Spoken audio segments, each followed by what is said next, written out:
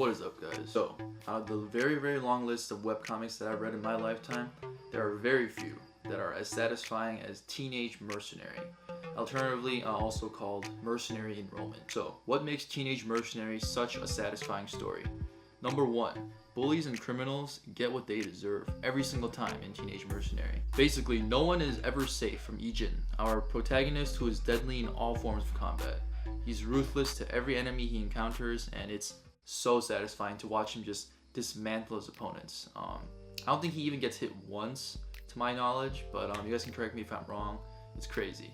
Number 2, there's a really strong character development centered around family. There's lots of heartfelt moments and lots of wholesome moments that give the story a really big boost in terms of its well-roundedness.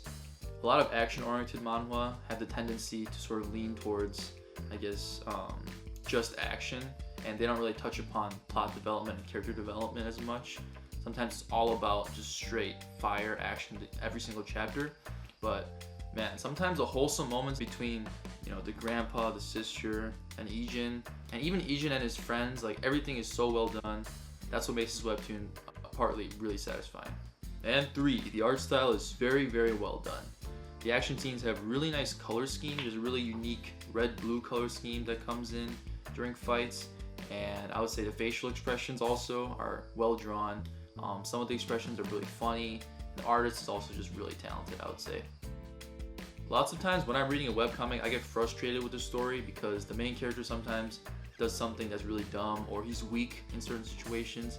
But guys, this never happens with this main character. The main character is probably easily top 10 most badass main characters in all manhwa, I think, that I've ever read, at least. Yeah, basically he does everything exactly the way you, the reader, would want him to, probably. And yeah, there's really never a moment where you're like, oh, I wish the MC was better at this or whatever. He's just perfect. He's so satisfying. His backstory is also so sick. And yes, this is one of those manhwa where the MC is overpowered. So while one could see that aspect as a cliche, Ijin being super overpowered, while it may be a cliche, he's still so cold, and his personality is still relatively unique that you don't even care, like no one really cares that he's super overpowered. Lots of people like to complain sometimes when a main character is too overpowered, but like I said, you won't care. And finally, I also like just how the characters in this webcomic just all intermingle with one another. You guys will see it if you read it for yourselves, but the side characters really start coming together as the story goes on, and I'm really excited to see where this webtoon is going to go.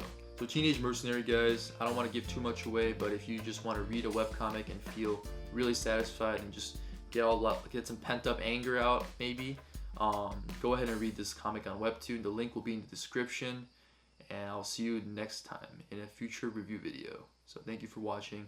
Leave a comment, and I'll see you soon.